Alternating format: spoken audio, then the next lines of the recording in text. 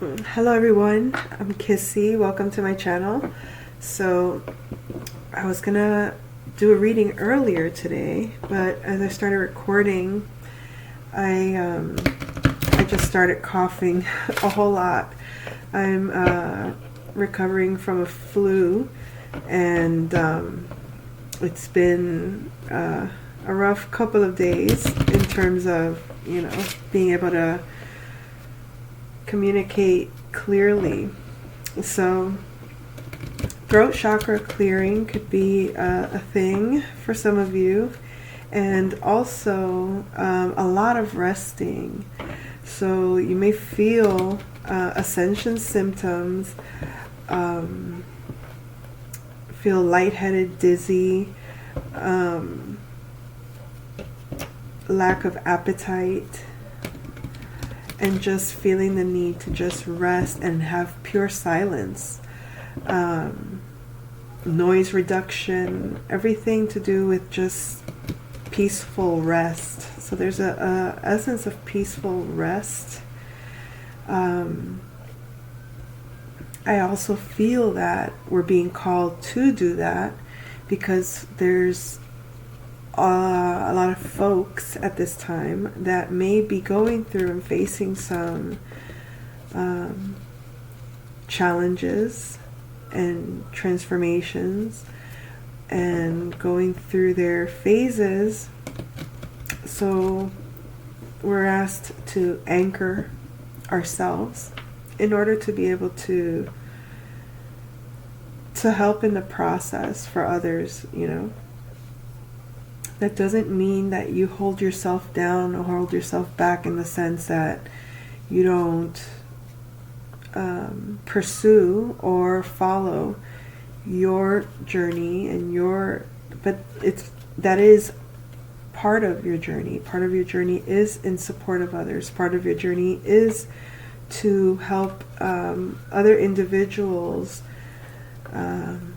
balance out their realities, because when we come to the understanding that as without so within, as within so without, that balance of inner and outer, how does the outer world affect you internally? So then you mitigate whatever you need to in order to have the space to just be and process and do and listen and be in receptive mode. But when you're unable to be in receptive mode because you're so out there doing everything out there, and then it's not that it's distraction, because there's a time for everything, but when your time is to be at rest, at in solitude and quietude, and everything out there is calling you out, it's pulling you out of your internal space, it can be a conflict.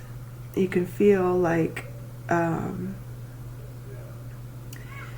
the time that you're giving to yourself is being minimized and then expended to everything and everyone else out there.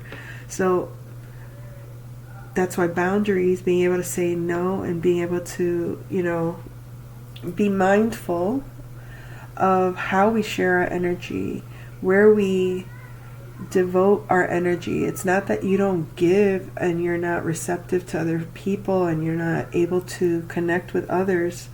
It's a matter of connecting at the level that you're able to, willing to, and wanting to, without feeling the nudge within telling you that you rather be elsewhere doing something else, or that where your attention cannot be in the present moment. It's hard to interact with someone if you're interacting with a situation in your head. It's hard to be present for someone if you're battling your own conflicts inside. So people could be going through shifts in their partnerships if those partnerships are strong and communicate, and are aware, self-aware, then those partnerships can, overcome the obstacles together without too much friction. When there's built up resentments and disconnect because they're unable to recognize that one and the other are one and the same, it becomes a battle of you said and, blame, the blame game. But you have to ask yourself, if you're in those types of partnerships where you're in constant conflict, you got to ask, not through them, what's their issue with you. You have to identify what your issue is at all, not even with them. Like, what about that situation or that person? What does it trigger? What does it bring up? What does it make you feel? Because whatever that is, that's what you got to deal with. So if you're dealing with someone and that person makes you angry, they don't make you angry. Something they do or say makes you angry. When you get angry for what they do or say, it's not what they're doing and saying. It's that thing, how that thing that they're doing or saying makes you feel, which is angry. That's the trigger for some unresolved issue in your past. So if someone makes you angry because they're dismissive, not hearing you, and you feel like you're not being seen or heard or recognized or understood even, it's not necessarily that person that needs to understand and hear you. It may be someone in your past that you felt didn't understand and hear you, and that's why it's a big trigger. It could go as far back as one of your parents, but even further back, it goes with your soul, with yourself. When you don't recognize that you're speaking to your higher self, and that you hear your higher self speak to you, your higher self is constantly guiding you. But when you can't hear your intuition, your higher self speak to you, because there's so much noise in your head, or so much convoluted energy in your heart, and there's so much busyness in your day-to-day life, and there's so much looking outside of the world, to the outside world, it's hard to hear what's deep in the ocean or what's deep in the well, depending on where you dwell. Are you free in a vast space?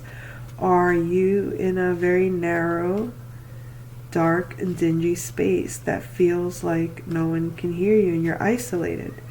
Two very different realities, but from that depth, whether you're feeling like you're free in the ocean, okay? Like, no matter how far you go, no matter how deeply you navigate, you're always connected to Source. And the fact that you can hear Source, it's like, there's like this feeling of,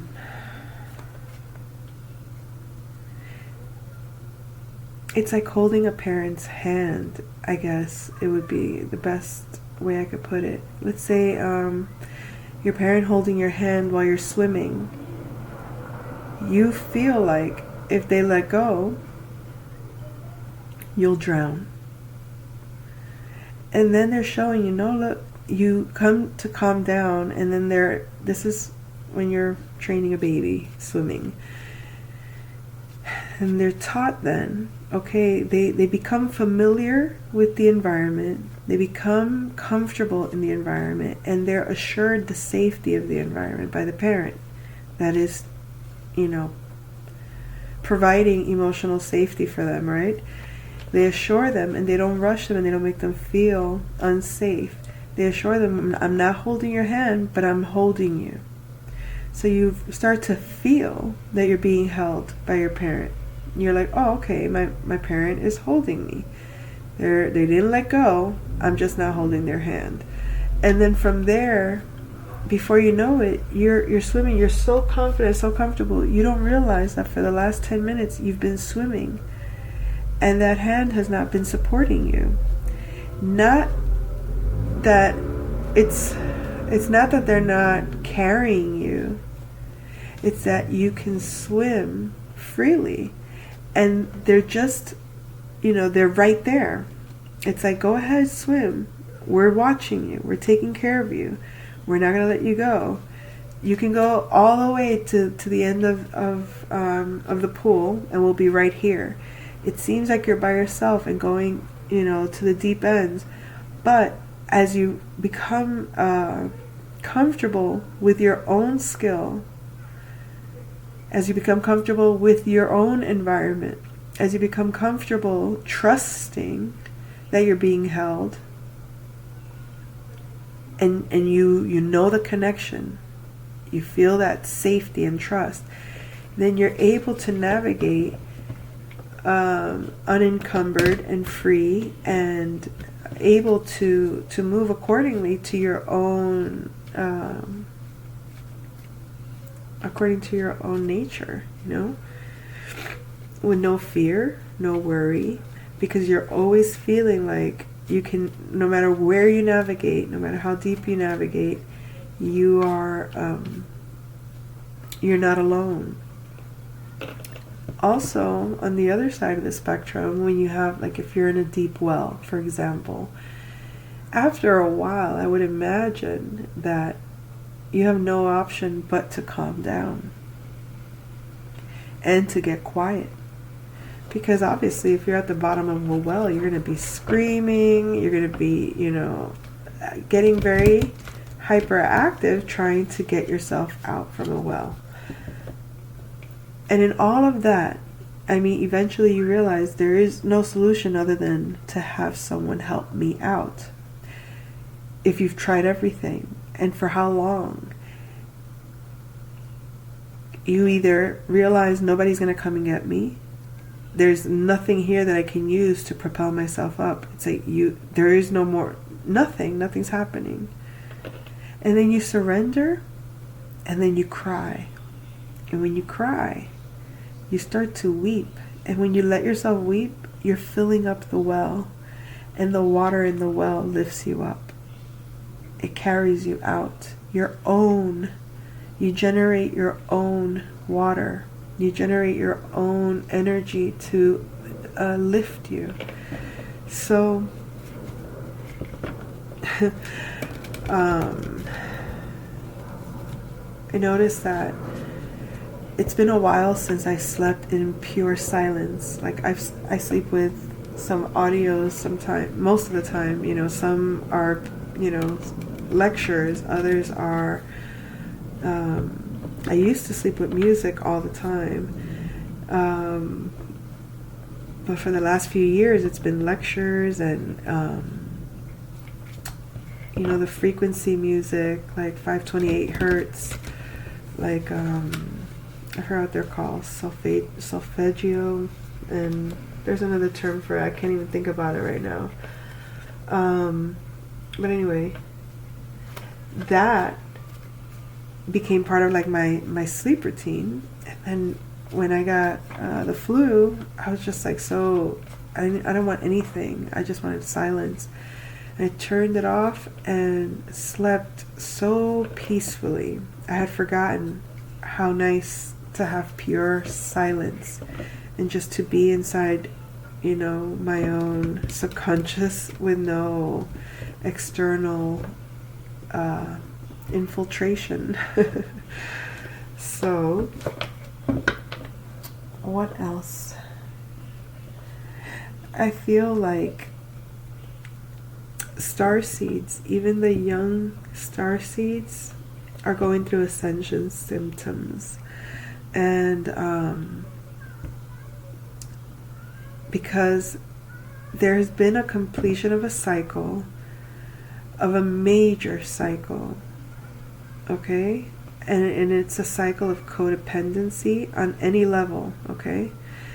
It could be on the mental, emotional, whatever it is, but it's almost like a rite of passage it feels like a Independence Day kind of vibe. So, and a sense of maturity that, you know, even though the innocent child is there, and even though the innocent child remains, the level of consciousness has expanded, and there's still kind of like that little wiggle room of observance. And it's like to witness one's former self in action. It's like you might want to reject certain parts of yourself if you feel like embarrassed or ashamed of certain aspects of who you were, your former self. But I feel like that's a temporary change. That change is, it's almost like it's a settling into. So there's still a period of recovery, or there's still a period of allowing things to cool off, so to speak. Or to solidify is a better term, I think. To solidify in the new form, in the new body, in the new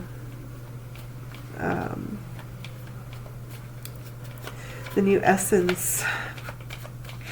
So let's see. Oh, well, let's begin with what we got here. This is the In the Shadows oracle cards. I don't pull these very often. I feel like they're kind of, like they say, in the shadows. It's kind of ego based, so I don't really tap too much into them. But something did happen that made me realize that it's like we cannot forget that our ego self and ego needs are valid, necessary, because that's our physicality. In essence, it's our physical being. It's what we identify ourselves as, or with, as a person, right? Our small self, our human self, not the spiritual essence or the, you know, godly connection. None of that. This is on the purest.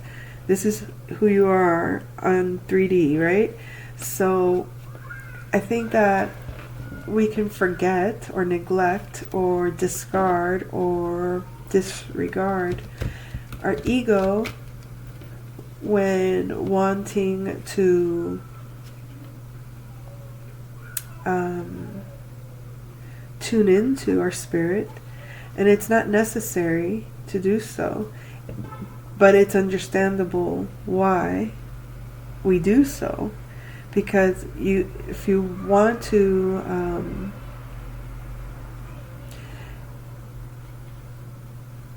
when you dive in all the way, and then it's like you get the pay, not the payoff, but the outcome.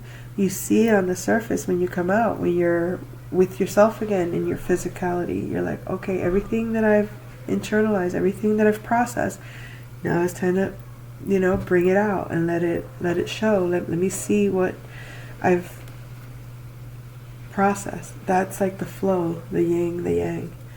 So I thought one of the masculine thoughts at this time, it says, I don't really know you. I understand you better now. Now it's interesting because I don't really know you came out in a writing that I previously did, but the I understand you better now feels like, although you may not know your counterpart in the physical 3D reality, you do understand their 3D physical reality persona better now on the outside, because you've understood an aspect within yourself. It says, I wish you would come back. So the divine masculine is asking for the divine feminine to come back. However, I don't know about that, to be quite honest, because I think part of the divine feminine energy is to be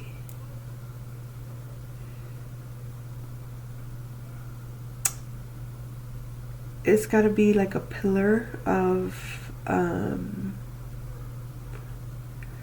a surety for the masculine in a certain kind of way. It's like a child needs to be like rest assured that mother is there, kind of thing. And so it stands fixed in a certain kind of way. Like, I'm not moving from my post. You can go out, child. Go be free, do whatever. But you always come back to me. I'm not going to go out there and look all the places you may be and chase you, all over. I'm going to be here at home. And you come to me when you're ready. That's just how it's showing up for me. So, we got the animal totem that would best serve us at this time. And interestingly, it's the cat. Now, the cat says, I can comfort myself and feel nurtured. I am calm, I am tranquil, my intuition is strong. It is easy for me to feel, sense, or know how others feel. I can tell the difference between my feelings and the feelings of others. I am compassionate and kind.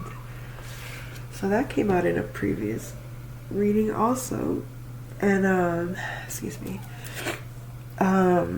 The cat,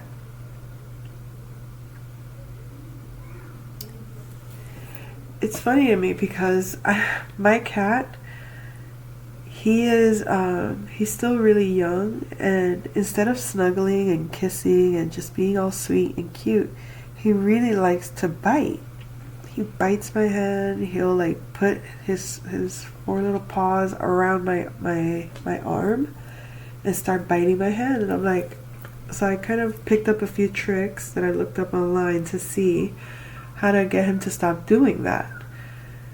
And you're supposed to kind of scream like a kitten, like a high-pitched little ow.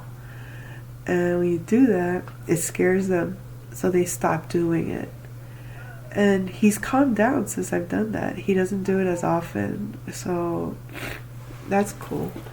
But I do notice that, there is a connection when you look into your cat's eyes, or when you just feel them. You just sit with them in that silence. You know that they feel you. It's interesting. It's really cute. But, let me not forget this part. But what is it with cats, man? It's like, I don't know. I've been saying it for a minute. I have a strange karma with pets because I love animals. Like, I love animals. I can't see an animal be hurt. It hurts my soul to even think of it. It's like, no. But let my cat do what it's not supposed to do around my house, or any of my previous pets. I mean, it's such a trigger. But what's the trigger? The trigger is the mess I have to clean up.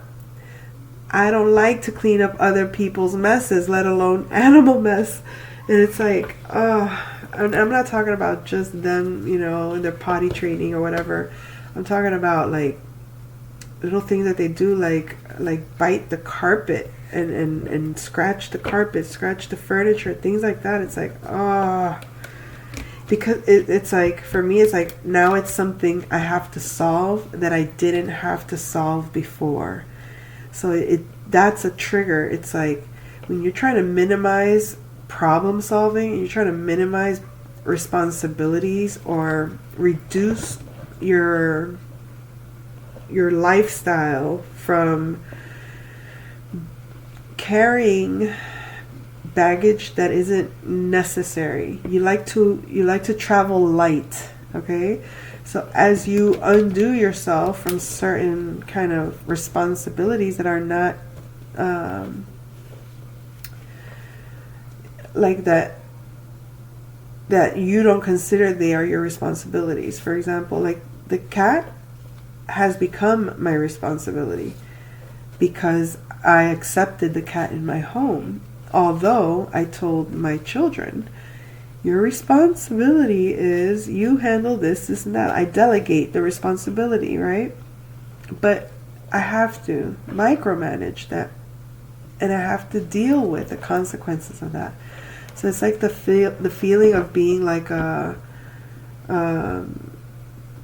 some boss of a company that it's like the benefits of being the boss are not quite outweighing the responsibilities. It's like you would think that, they say what is it? Oh my God. What is that? The more responsibility, Jesus, I can't even think. Listen, I'm not normally, I am kind of ditzy, but I'm talking about, it's just, I can't really think fully straight with my cold. It's like, Anyway, with great responsibility comes, what is it? With great power comes great responsibility. Holy shebangles. Okay. With great power comes great responsibility. That's what it's like. It's like you have the power to say yes to something, but that comes with a responsibility. You have the power to say no to something, but that comes with responsibility. And it's like when you're in charge of this or that, yeah, you get to say you're in charge, but what's the cost of being in charge? Do you really want to be in charge? Because if you're going to be in charge, that means you got to make sure things are in order. And, sucks to be Saturn. That's the Saturn vibe that I'm getting. But I'm a moon, Capricorn moon, so I don't know if that's just that aspect. But my cat, like I said, I love the cat. I just, I don't have the... Okay, let me not say I don't. There are certain boundaries that I've had to uphold for my own balance. It's just I have already much on my own plate to, so it's like when you delegate, you need to make sure that either you have a good supportive team with you, or you have to let responsibilities go. So, I feel like I'm going to sneeze, but we'll see. So let's see why it says, I don't really know you. Why is a masculine feeling like they don't really know you? Because they're not communicating, or because they're at a distance. Okay? There's lack of communication. And like we said, this isn't the physical. Why does he understand you better now? Divine Feminine. This is this could be for the masculine or the feminine, but when I pulled these, this was in terms of what the masculine was saying, but please take the energies as it, whoever is watching, this is how your person is thinking and all of that, okay? So I understand you better now. Why is this here?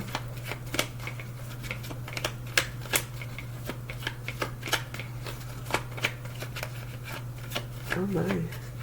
Doesn't want you to know. Because they can see the dynamic between the two. They can relate to you better.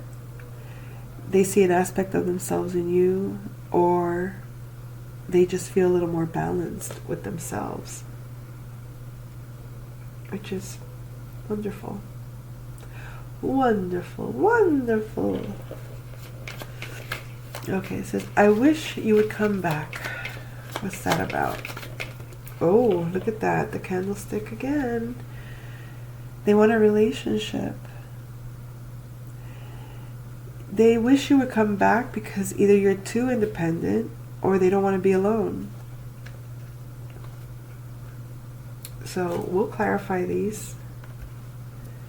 We shall. We can put this, put it here for now. Alright, so let's see. Let's try the this one. We'll do these. Alright.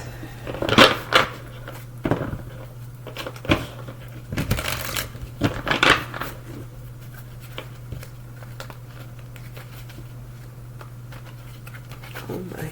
Okay. Let's see. I don't really know you. No communication. Clarify that energy, please, Spirit.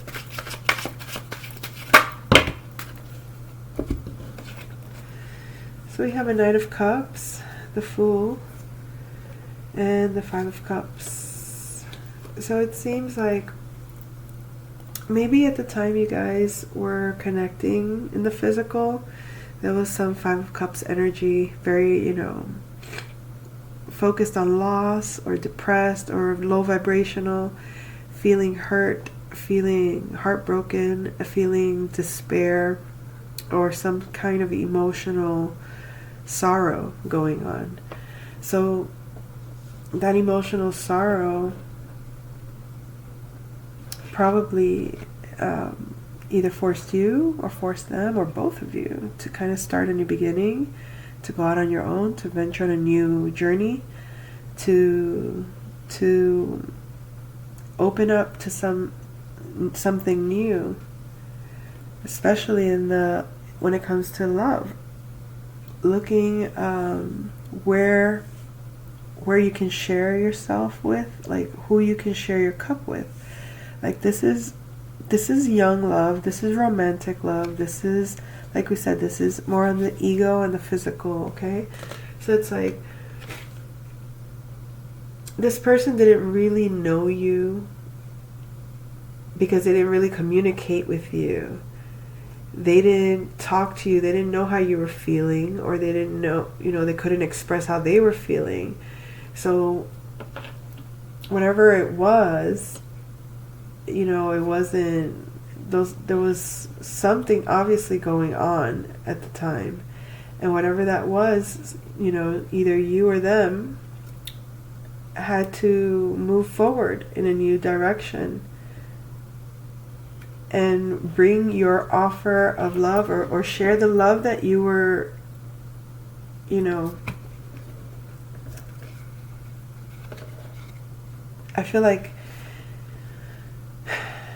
because someone didn't take the time to get to know you or communicate effectively with you, they might have left you heartbroken and you felt like you had to start over and maybe bring your energy, your love energy in a new direction. So let's see.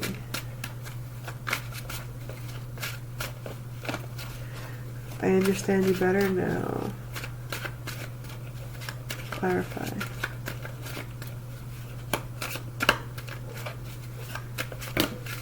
Okay. So we have Death and the Ace of Swords in reverse. So this person went through an internal transformation. Okay, they saw a reflection of your life in them. It's like they got to witness for themselves something. Like, let's just say that at the time that they met you, you had gone through some kind of experience that they were not familiar with. And then they move on, you move on, or whatever. So now there's an understanding of you that's more clear because it was reflected onto them. So let's assume they went through a similar cycle, okay? And now there's no communication, or because this is a sort of truth, but this is a new insight. And it's in reverse. I understand you better now. I can see myself in you. I've gone through this transformation, but I can't talk to you. That's what came through. Why can't you talk?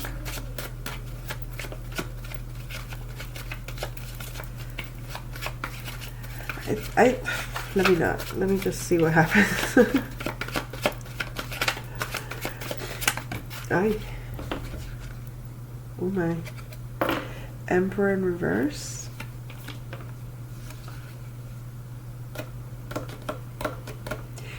Maybe there's an Emperor in reverse that is hindering this person from communicating with you. Or the energy of a... I just got the feeling like a fallen emperor. Let's clarify that energy, please. This gives me the feeling of like... I just heard like the Matrix or the patriarchy, right? Like what runs our world kind of energy. It's like that. It's that power-hungry masculine that is in control of everything, but not to serve the highest good. It's somehow it's still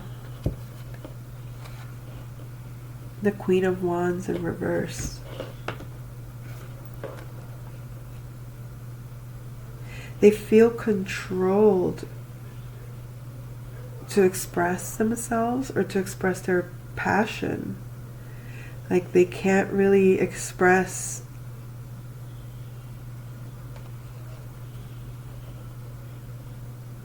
all their... this is interesting. I understand you better now.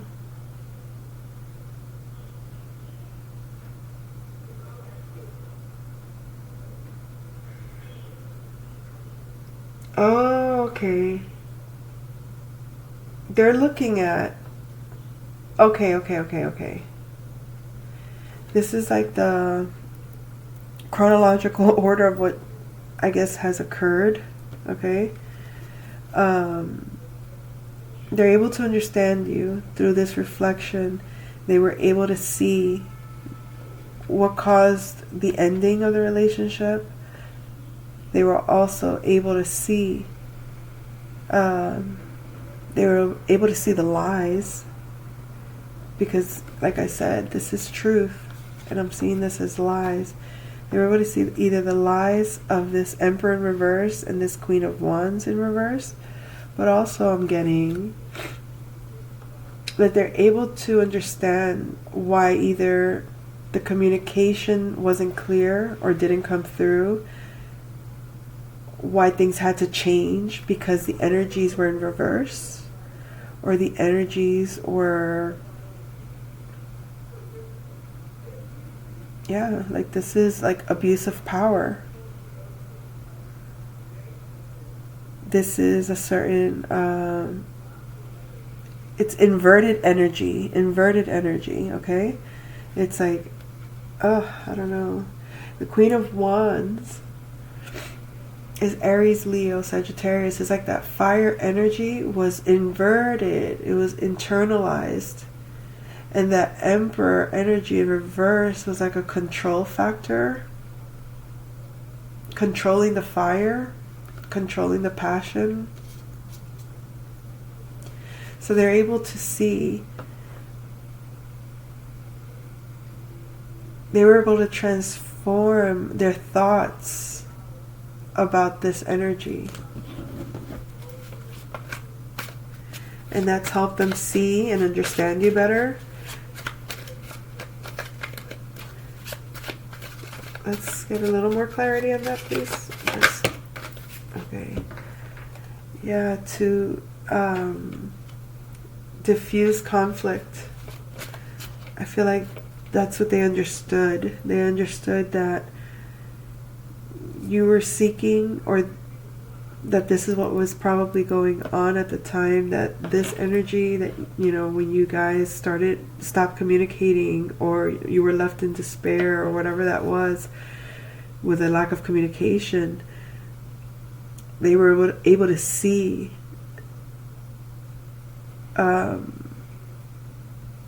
internal transformation.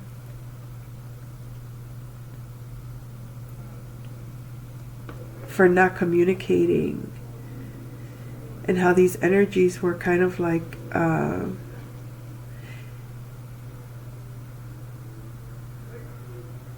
they were holding back on this energy to avoid conflict,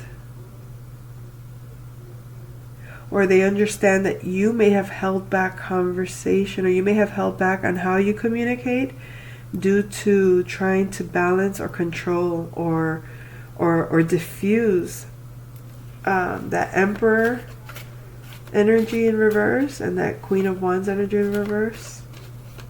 Weird. Look, we have a Justice for a Six of Cups in reverse. This is justice for a soulmate energy. I feel like this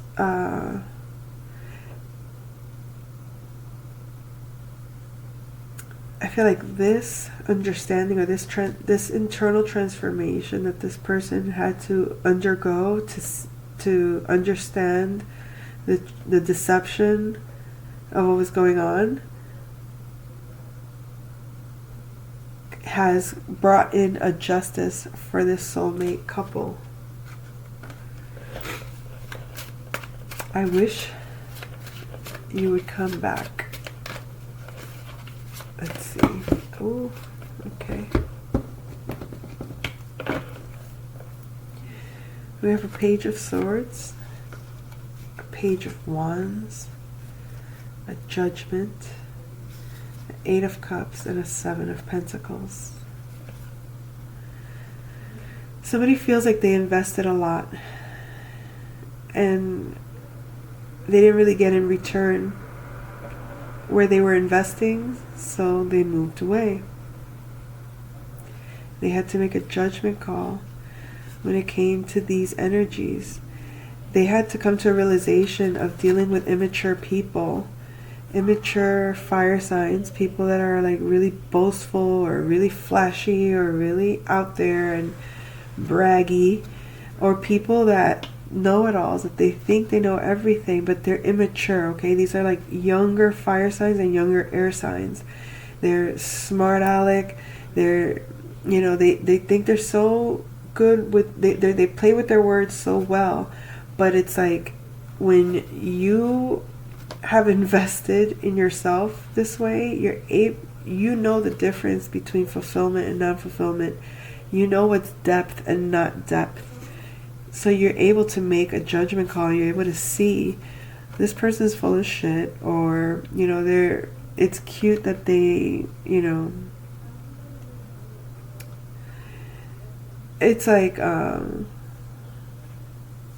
I'll use myself as an example for this. Like, obviously I'm a fire sign, but I'm a child.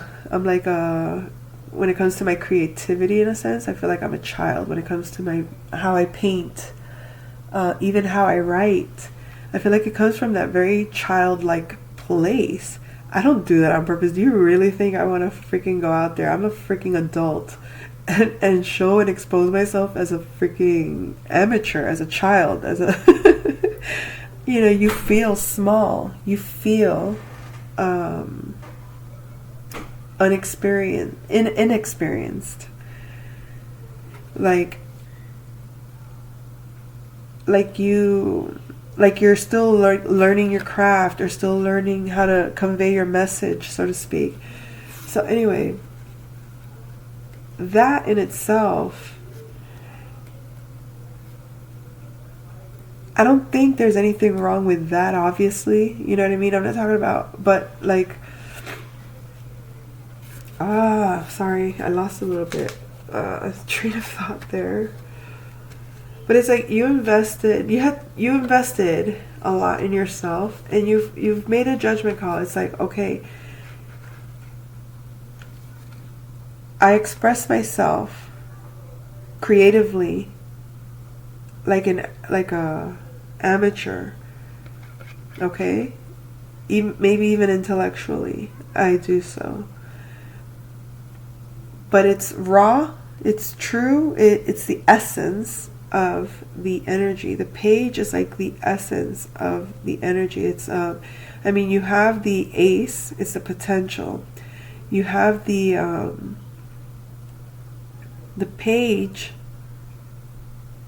is like the spirit of it, okay?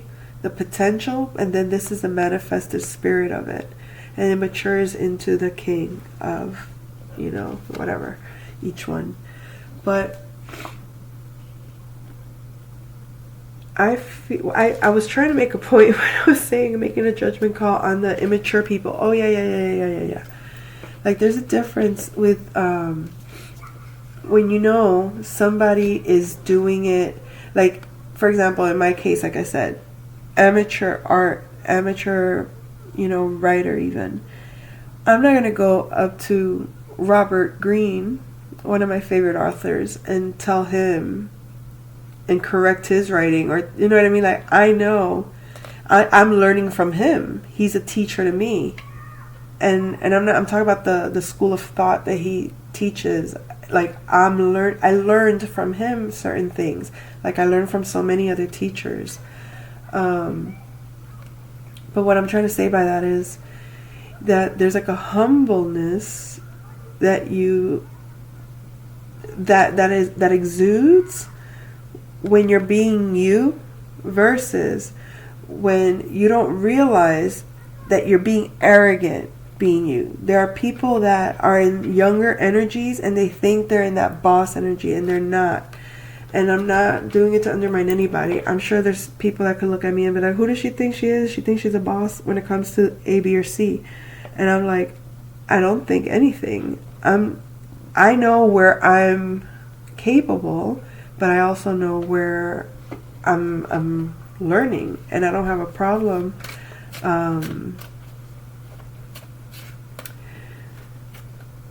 learning from others.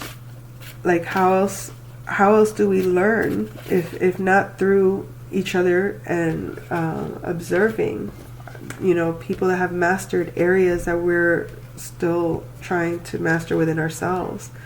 So that's what we're here for, is to learn from one another. But anyway, I feel like I really got off track on that one. But this masculine wishes you would come back because either you're too independent or they want a relationship with you because they feel like they may have invested a lot and they walked away from a lot of drama for this relationship even. They went ahead and they made the judgment call. They made a decision. They made the choice. They were awakened to even. They had the epiphany of the people they were surrounded by. Or maybe even he was or she was, your counterpart was awakened to your essence. Or it could also be like they may have seen you as somebody who thought they knew it all, but then also looked at you like you're just a small little thing. You're just a child. Like you're naive, or you don't know better. That's how they saw you. But I feel like they understand you better now because they're able to see like that's what makes you vibrant. That's the essence of you. That's not an act. That's not pretense. You're being the energy that you are. Like you imagine a young Capricorn. A young Capricorn, like my daughter, for example, she has the energy and the potential. She has a potential is there. She has a spirit of, the Capricorn moon. And then she also has the authority energy of the Capricorn. But she's not yet a boss in the realm that she thinks she's bossing. And you can't condemn that because she's just playing out her energies, but you can let her learn what she needs to learn so that when she does get to that level, when she does get to that place where she will be in charge or responsible for whatever it is, she'll know how to apply her energy appropriately, not in a way that it is a hindrance to herself or others. So, anywho, why do we got these here? There's a couple here, a King of Swords and a Queen of Pentacles. King of Swords could be an air sign, Aquarius, Libra, or Gemini, and a Queen of Pentacles, Earth sign, Virgo, Capricorn, or Taurus energy. They're in the reverse with the Ten of Pentacles energy. This gives me the feeling like a marriage is broken up. This might be a side note, by the way. You might have been informed, you might be finding out of a karmic couple in your life that split up, or a couple that lost a home. And I say karmic couple because this karmics to me are like reflections of us in our downside, our negative reflections, okay? Karmics are our negative reflections. Those are the aspects of ourselves that we haven't yet learned, or the aspects of ourselves that we are still dealing with or healing, whatever.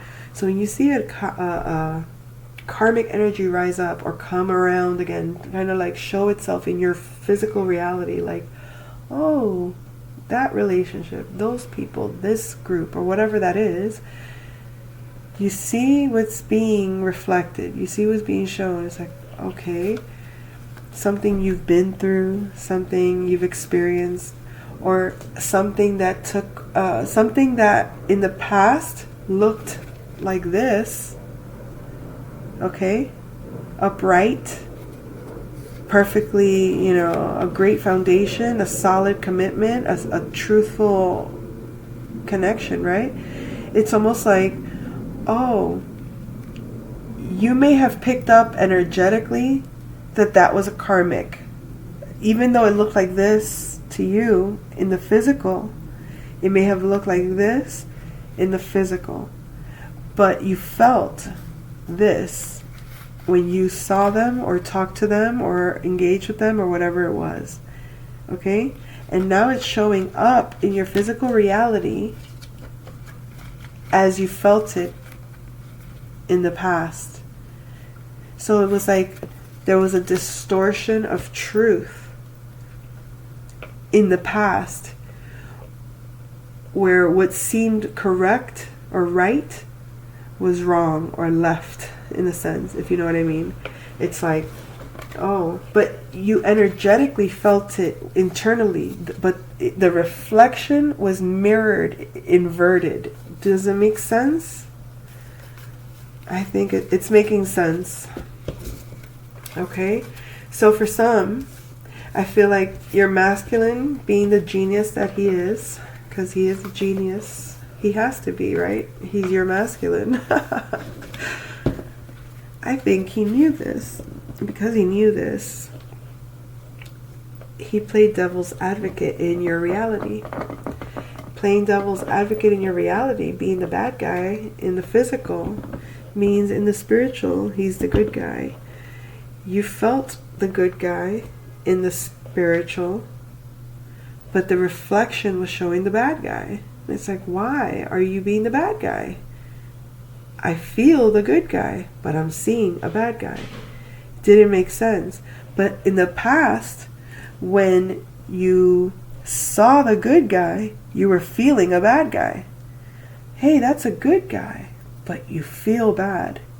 And then all of a sudden you meet your masculine, it's like you feel good, but you look bad. I don't mean like physically looks bad, but the appearance of the energy towards you that is being received, it's not, it felt distorted. It's like what was up was down, what was down was up kind of thing, right? What was good was bad, what was bad was good. I don't know why, but that's the way it was. It is what it is. It is what it is. Oh my gosh. I'm gonna start coughing because I can already feel it coming on. I can't talk for too long. Let me get out of here before I embarrass myself. I'll talk to you guys soon. Take care.